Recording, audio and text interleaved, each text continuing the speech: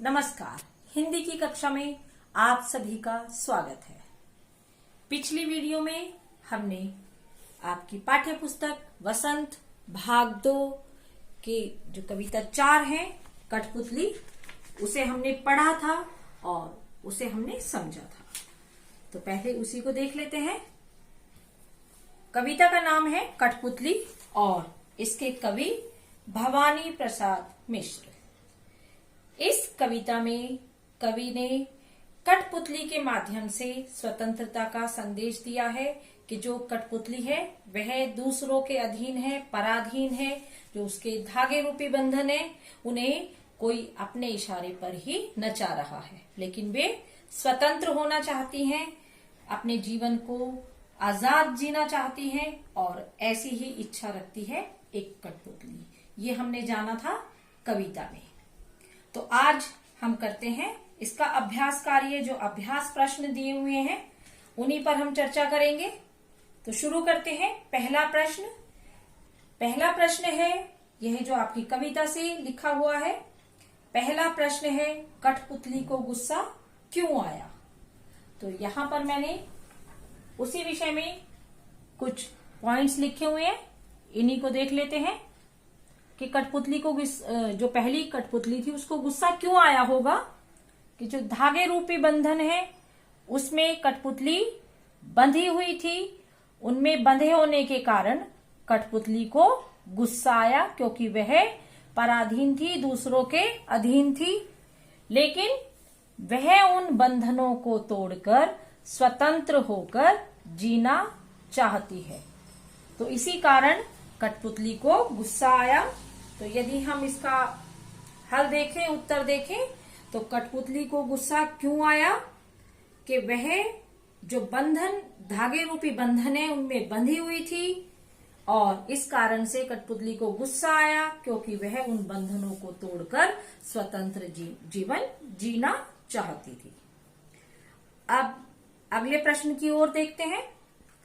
प्रश्न 2, कठपुतली को अपने पांवों पर खड़ी होने की इच्छा है। यह हमने कविता से जाना था, लेकिन वह क्यों नहीं खड़ी होती। जब अंतिम पंक्ति में वह सोचती है कि ये कैसी इच्छा मेरे मन में जगी, अर्थात वह खड़ी तो होना चाहती है, स्वतंत्र तो होना चाहती है, पर वह क्यों नहीं खड़ी हो पाती, उसके भी कुछ कारण हैं और यहाँ पर उन्हीं कारणों पर चर्चा करते हैं कि पहला कारण तो है वह पराधीन है, पर अधीन, दूसरों के अधीन, अर्थात वह गुलाम है। वह गुलाम होने के कारण दूसरों के इशारे पर नाचती है। और सबसे जो महत्वपूर्ण कारण है वह है कि इस आजादी के संघर्ष में, आजादी की लड़ाई में अभी वह अकेली ही है। यदि सब मिलकर प्रयास करते, सारी कठपुतलियां एक हो जाती, तो वे इस स्वतंत्रता को जल्दी ही पा लेती। अर्थात जो कठपुतली है वह अपने पांवों पर खड़ी होने की इच्छा तो रखती है, लेकिन पराधीन होने के कारण और दूसरों के इशारों पर नाचने के कारण तथा इस संघर्ष में अकेले होने के कारण वह खड़ी नहीं हो पाती। ठीक है, तो अब चलते हैं हम प्रश्न 3 की ओर। प्रश्न 3 है, पहली कठपुतली की बात दूसरी कठपुतलियों को क्यों अच्छी लगी। वे भी खुश हो गई थी पहली कठपुतली की बात सुनकर, तो उन्हें क्यों अच्छी लगी। तो हम यहां देखते हैं इसके उत्तर में कि जो दूसरी कठपुतलियां थी, जो और कठपुतलियां थी, वे भी पहली कठपुतली की तरह ही स्वतंत्र जीवन जीना चाहती हैं और जो उनकी मन में दबी हुई इच्छाएं हैं, जैसे कि काव्य पंक्ति से भी पता चलता है कि वे कहती हैं कि हमें बहुत दिन हुए, हमें अपने मन के छंद छुए। यानी कि वे स्वतंत्र नहीं है, उनके मन में कोई उमंग नहीं है, कोई उत्साह नहीं है, तो वे अपनी मन की इच्छाओं को मन में ही दबाए हुए हैं। तो अपनी मन की इच्छाओं को पूरा करना चाहती हैं और वे भी स्वतंत्र जीवन जीना चाहती हैं। इसी कारण उन्हें जो पहली कठपुतली है उसकी बात अच्छी लगी।